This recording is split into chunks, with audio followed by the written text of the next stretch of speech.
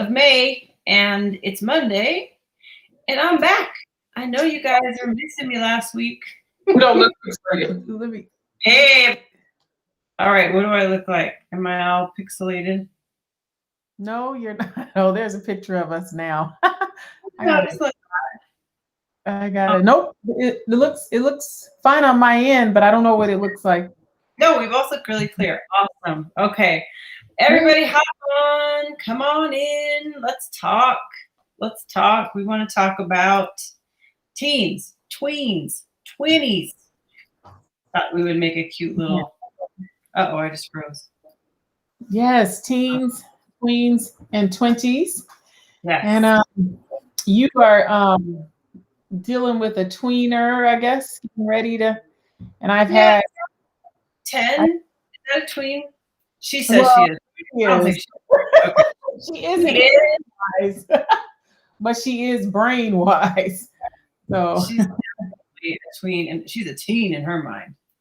But yeah, I don't know about what 10 counts as, but adolescent, tween, and then like she's getting into that age. But yeah, they're all. We were just Felicia and I were just talking about this before we started the pre-live conversation of how 20s these days, for a lot of young people in their 20s, even mid 20s, we're still talking about needing a lot of support, like not really quite being independent, having it together, knowing all the things to get adulting. I mean, let's face it, some of us aren't there with adulting, right? Some days, and some for some of us, it's all the time. So last week, Felicia was by herself, and some of you were asking to have. She was asking about, hey, what do you guys want to hear us talk about? And a few people were like, can we talk about how to support our teens? Hey, Nancy, Joanne, Brenda, how you guys doing? Great. Brenda said it's great quality. Maybe my new location. Maybe it's the new house. Yes, that would be great. That would be awesome. And then, but I hope I don't go out. Right? When you move to home, we'll be like, uh-oh, we got one and lost the other one. Can we just get both of us? Are you on? What is your house? Is it 2-story? It is. I'm on the main level. Okay. So and the internet cable, I'm pretty sure is like right here. So I'm like right. Oh, you're right by it. So, and I think he told me to do Ethernet when I'm doing like and I don't know if I am, but anyway, he said I should be set up. That's something that you can do. Okay. Thanks. Okay. We'll see how it is in a couple weeks. Yeah, we will, right? For you. Hey guys, if you're on and you know anybody with teens, tweens, or 20s, or if you, just share the video. So that way, share the live, and that way people who need this information of how to support these age groups will hear this. Especially, we're also going to talk about mental health. That is really, it's Mental Health Month, Awareness Month. This group is especially in need of support for mental health. So we're going to, sound drags a while in the new home. But nowhere near as bad as the old home so far.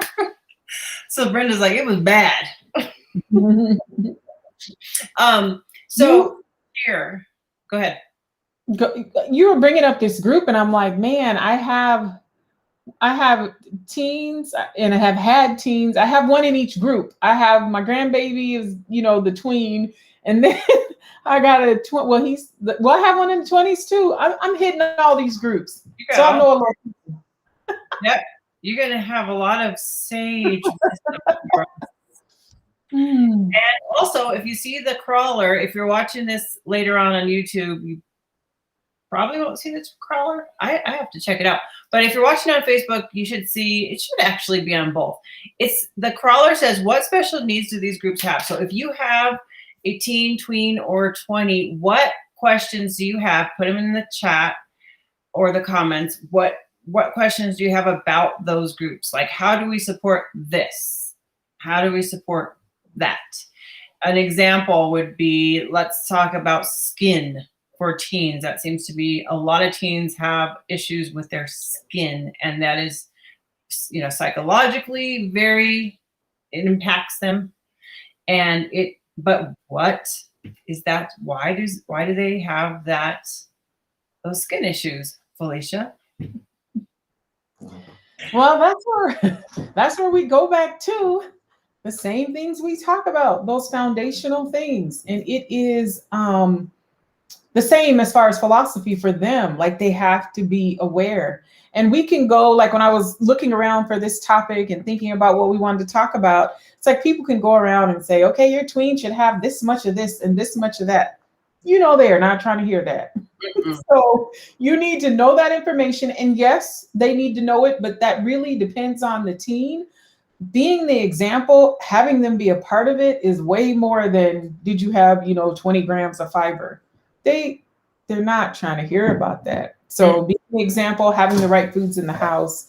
So those foundational things that we always talk about, these things are real. Like, it's not, sometimes we even have to tell ourselves that. It's like with sleep and stress and all of that. So if we act up about that, how in the world are we going to expect them?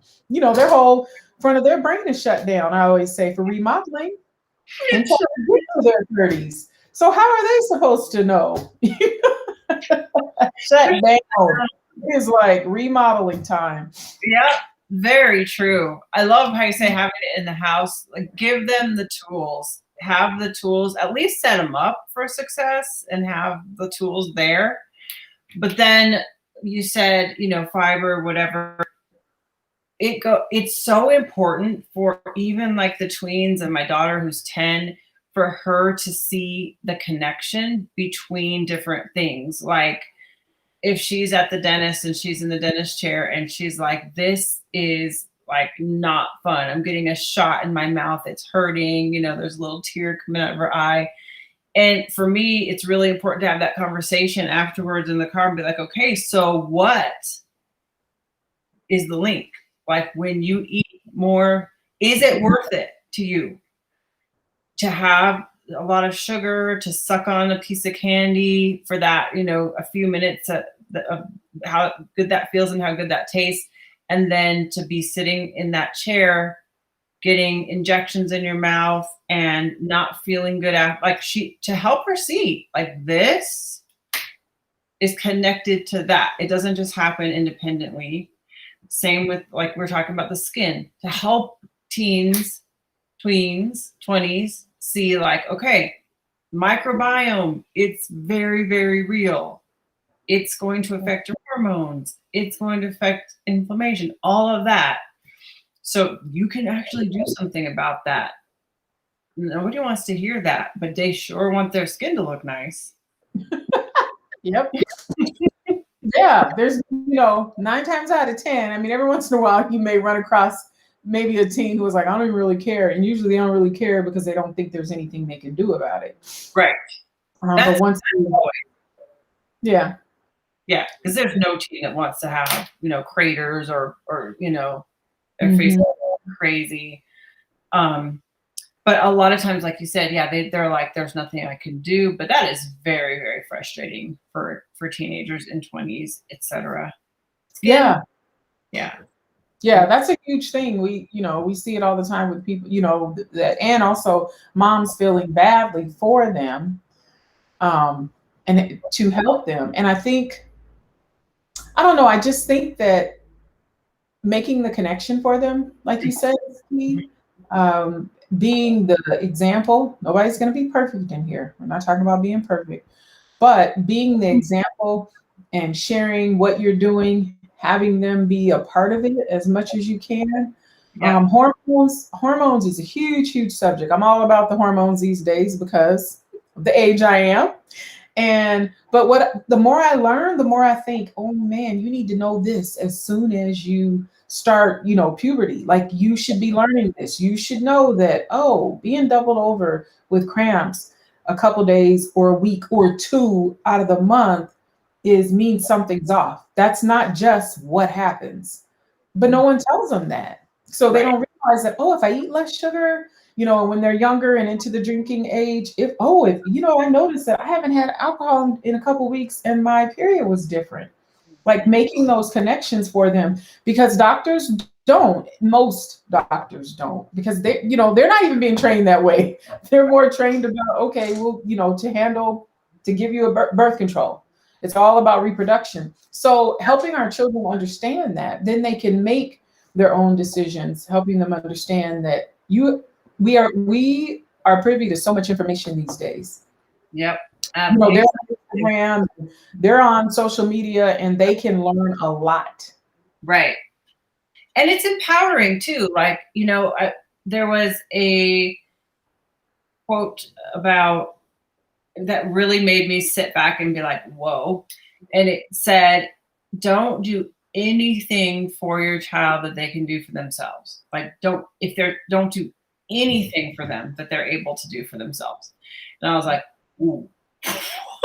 Like, I'd be doing a lot that she can do for herself. I mean, it's not like I'm sitting there tying her shoes, but like there are definitely things, and a lot of it is lazy, just not wanting to, teach her how to do it. And then some of it is, I like to feel like I'm needed, and I like to feel like I'm, helping her, but it's not helping her. So think about anything you ever do for your kids, if they're physically and psychologically able to do it for themselves and you're doing it for them, it's not helping them. Oh man, how many moms would be some of us getting spanked? I got spanked when I heard that. I was like, ooh. But then you need to really teach, teach your kids.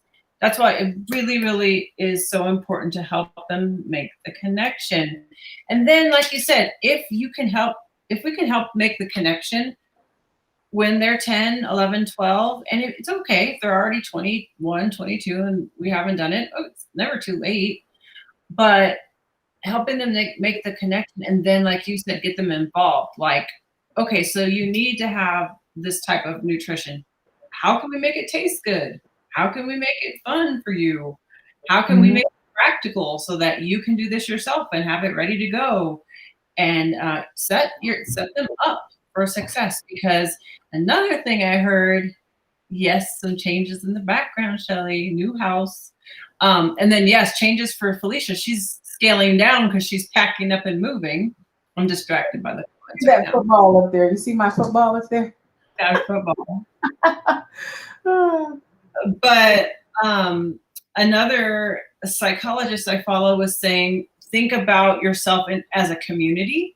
So think about yourself, me. So if I was, 18, think about myself as a community of people. Myself at 18, 20, 21, 25, 30, 35, 40, 45, 50. All these different people that I will be throughout my lifetime. It's like a whole community that I need to think about. A whole bunch of y'all. Yeah. Instead of just thinking about myself right now at 20. I wish. Actually, I feel these 20-year-olds right now, they have their work cut out for them. Yes. So maybe I don't wish, but yeah, myself right now at this age, even I need to think about myself at 45, 50, 55, 60, think about all those Jessicas. You're thinking about all the Felicias, and it's just a great way to think instead of just thinking about right now.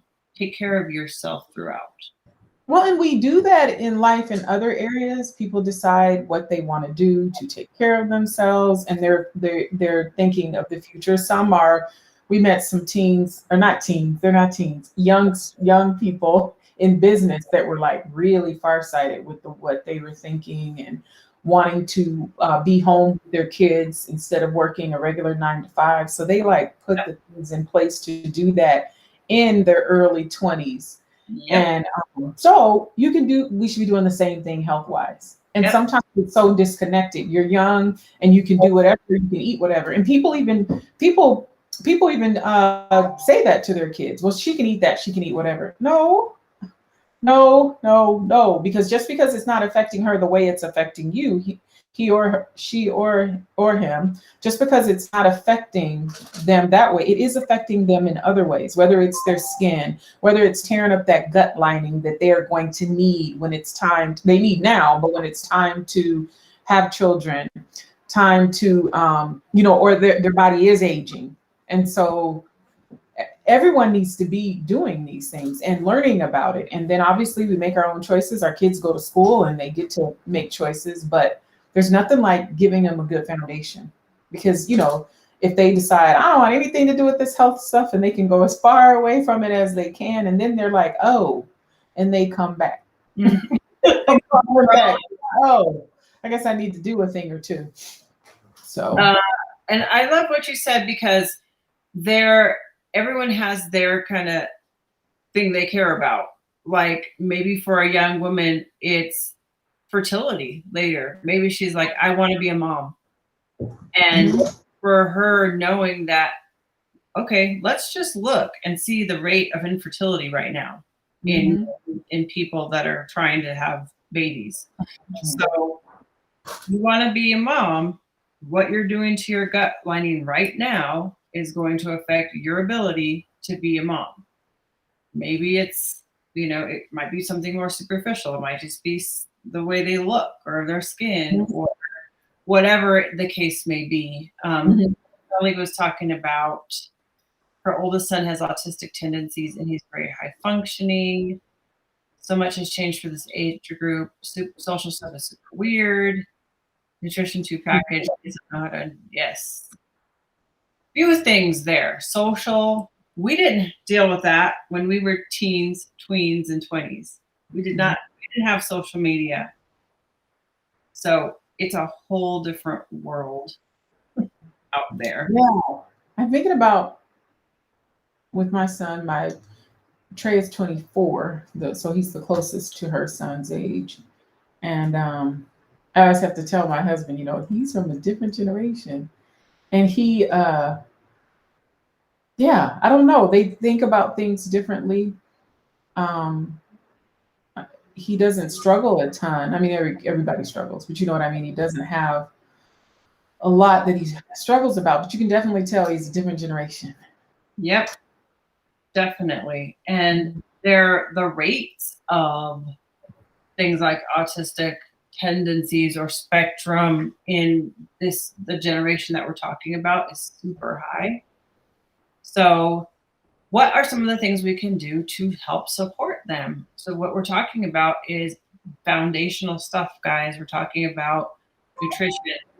Do the people in your life know about the gut brain connection? Do they know about the gut skin connection? Do they know about gut health? And it may not be a conversation that you have one time and it sticks. It's got to be, like Felicia said, example. You're modeling it. You're showing what it looks like to take care of your gut, and you have the tools there in your home. It's kind of like, oh, this is how we do. This is how we take care of ourselves. Go ahead. Well, I think too, and they know, like my kids say, Jacoby's like, when we were looking at houses in Oklahoma, and so we go, open up a pantry, and he's like, I forget what people's pantries look like. Man, this is amazing. Yeah, they had a whole bunch of junk food. Yeah. I'm like, Jacoby, am I gonna have to shake you down before we leave these people's house? You're not taking anything, are you? He said that at least 3 times. Man, you just forget, Mom. It's like when I would go to my friend's house and I'd be like, this is what they have. Yeah. He says now, he's like, man, when it's just you and Dad, it is going to be so interesting coming over for dinner. He said it already is interesting. He's like, so now we're gonna have to bring our own stuff. Like we're gonna have to bring our stuff to dinner. I'm like, yeah. I don't have anything that you don't approve of. Yeah, a bunch of packaged up nonsense. Oh, I won't be there. He's like, you guys are gonna have meat and vegetables, meat and vegetables, meat and vegetables. That's yeah. it's very true, Shelley, what you're saying about it being so foundational to eat. And like you said, you're surprised when people will take prescriptions before they're willing to change what they eat. I feel like it's more and more being recognized. Fortunately, definitely in the last 10 years, I would say people are recognizing it more and it's being discussed more, even in a physician's office. But it is still something that we have to help make that connection with from an early age to help them learn that it's going to be, especially mood. So we haven't talked about mental health that much yet, and we've already been on for quite a while, but that one's more subtle for kids or tweens, teens, 20s. I know with gut and skin, it's pretty, it's like, okay, what did you eat? Now look how you had a breakout. Look at your skin. It's pretty, like, what have you been eating? And they can be like, yeah, I have been eating bad. But as far as mood, it's definitely more subtle. It's not as evident, So you something where you really need to help be aware. Okay, this type. Do you notice how you're feeling? You're irritable. You're, whatever. You feel like you can't concentrate. It's hard to focus. What's the last thing you ate? What have you been eating? And helping to make that connection. Or you're feeling anxiety. Go ahead. Anxious feeling. Can't sleep, at that age, and not can't sleep because they're like staying up because they tend to stay up later. But if they just literally can't sleep, and so when you see that in the it's like, okay, let's look at what's going on. And when we said the foundational things, it's not just about food. That's just a big piece. It's also what they're taking in. Are they getting any exercise? Taking in, I mean, as far as through their eyes and what they're talking about and who they're associating with, all those kind of things too. Food is just a big piece. There is the eyes. I probably was like, I didn't catch it this time. I don't know. Usually I see it in school after lunchtime, the mood and behavior changes, and when you see what kids are eating. Oh, yeah. I remember because my kids used to crack. And the way I got them, I always say when I was a good mom, when I used to make lunch for them back in the day. And Jacoby, he got on the end of it where he was like, I just have to fend for myself. Yeah, you better do it, buddy. But I would make and the way I got away with that is by having dinner food the next day.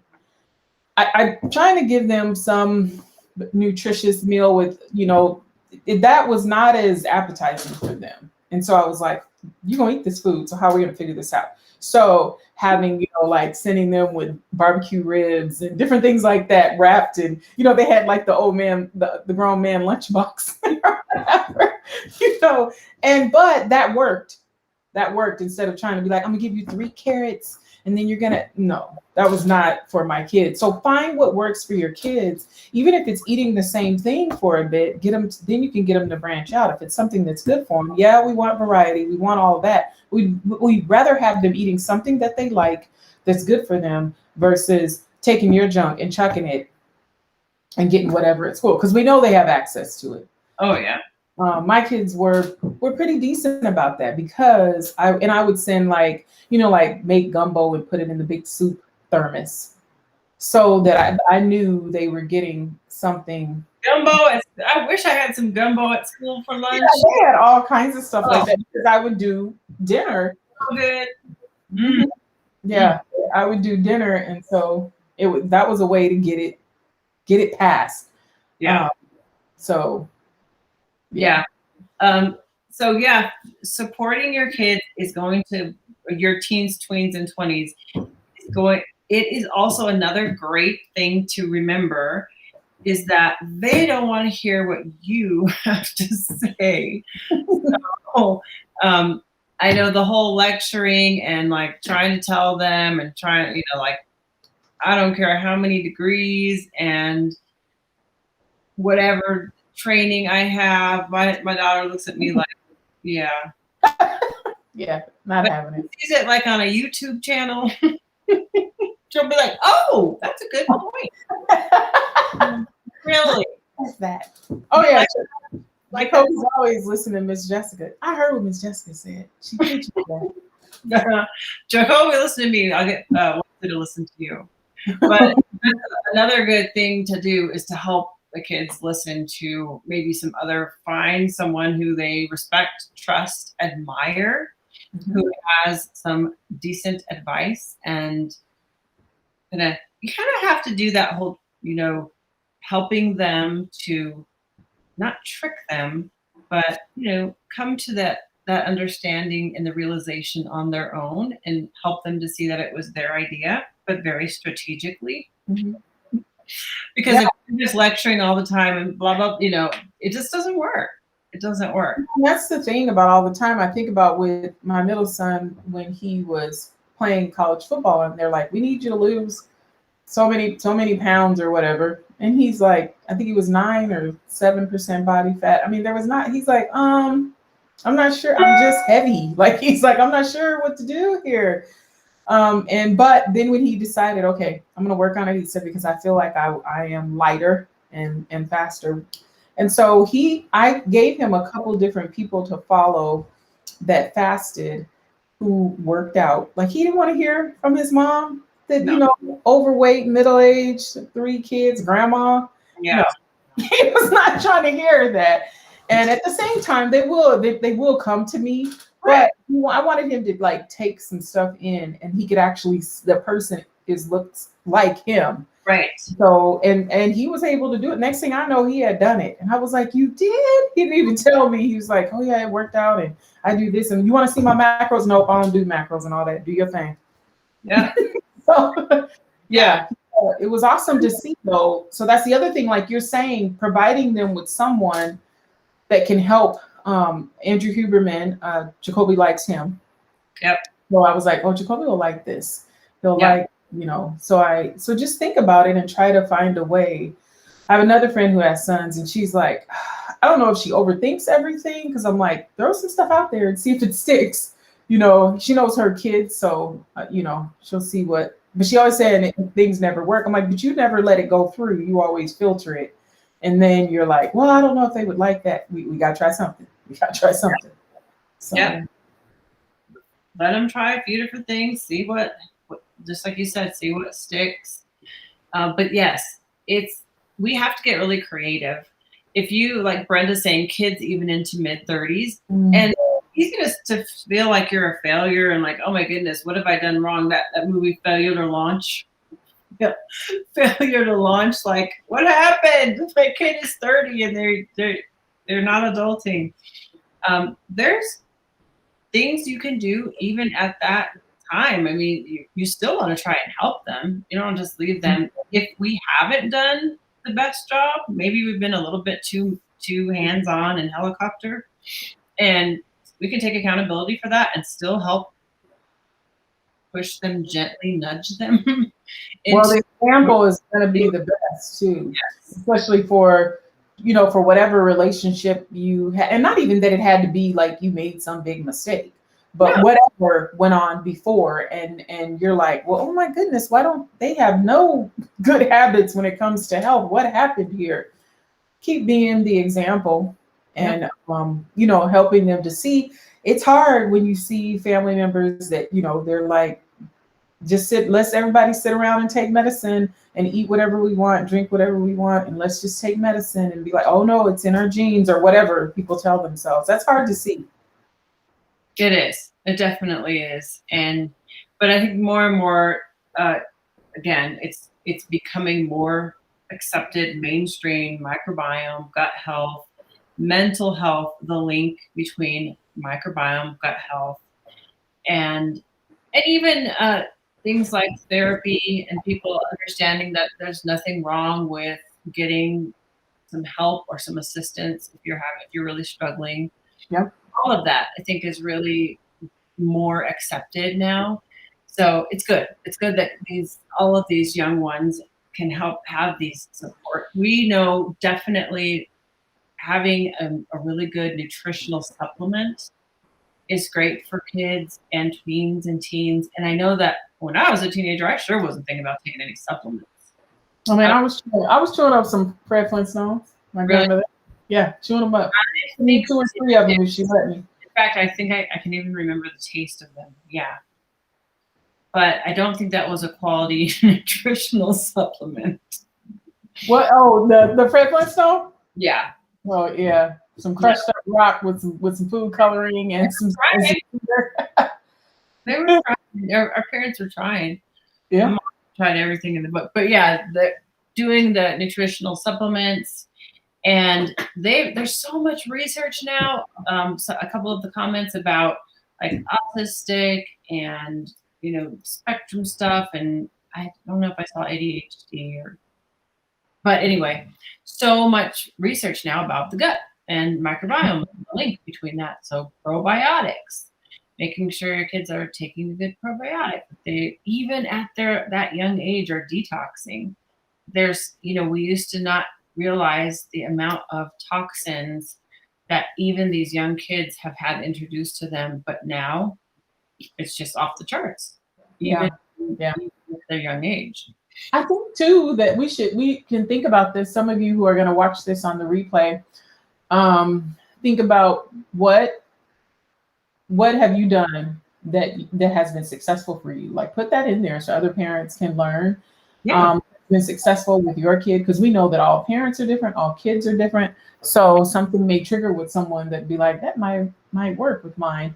And then the other thing is kind of see what they say, if you don't already know, what their friends feel like.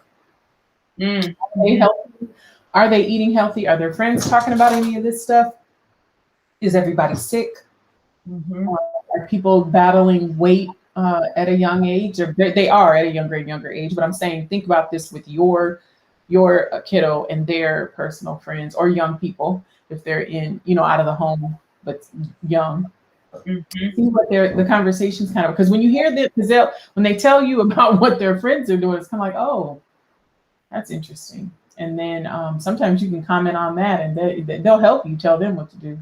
So yeah, I know there was just in my community here, in my new subdivision community, there was like a big outdoor festival this past weekend. And they had like a drone show and fireworks and pyrotechnics. It was really cool.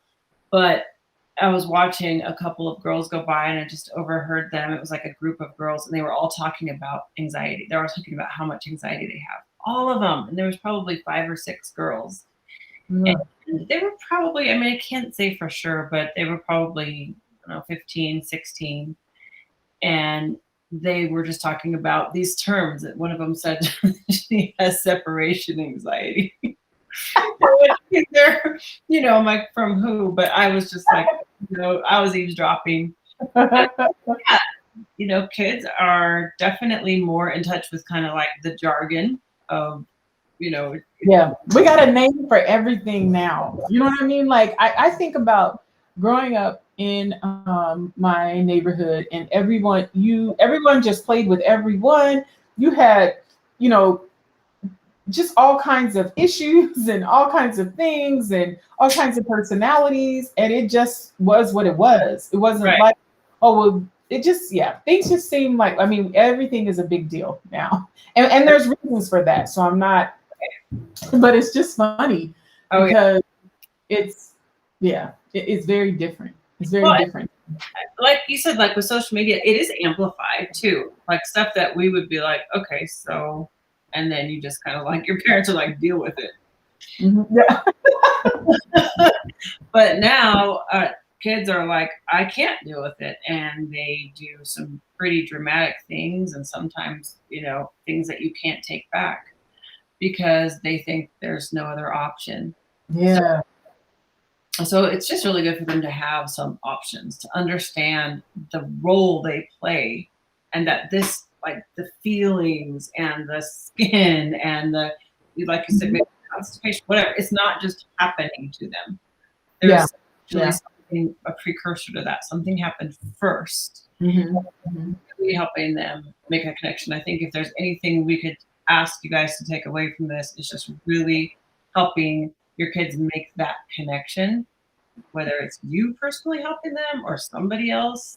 You can get them to look up to. I know with Wesley and her bass guitar, even with her loving to do it with her grandpa, even though she, does really well with him and loves learning from him, he was trying to show her a certain way to hold her hand and play.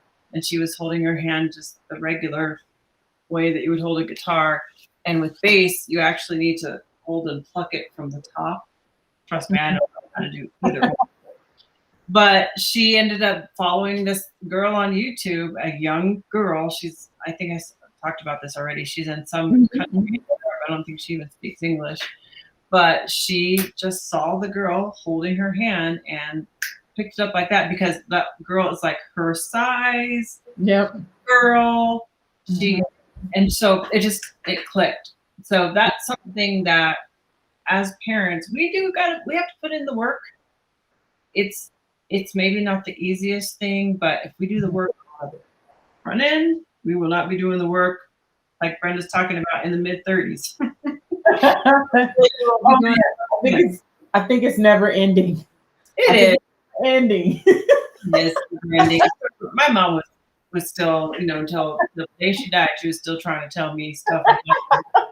It's your parents. I try to remember now. I always try to remember that life experience that they have. Like you get old enough to be like, I never want to devalue that. No, because they've been there and done that. And yes, we're our own person, and we don't want to be, we don't want to get away from that either. But to have that balance to understand, and at least understand where they're coming from. Yeah. Well, I hope you guys enjoyed our brief discussion about kids, tweens, teens, and 20s. Let us know, what do you think about this topic? What do you think? Do you think there's any value in what we were saying about foundational gut health? Do you think there are other things that are kind of at play here that these kids are up against that we didn't cover or talk about? Let us know, and we can always get back to those comments and pick up our conversation another time. But until then, Felicia, unless you have anything else to say, you and I can sign out until next week. All righty. Nope. We really appreciate you guys tuning in, and we will see you next time.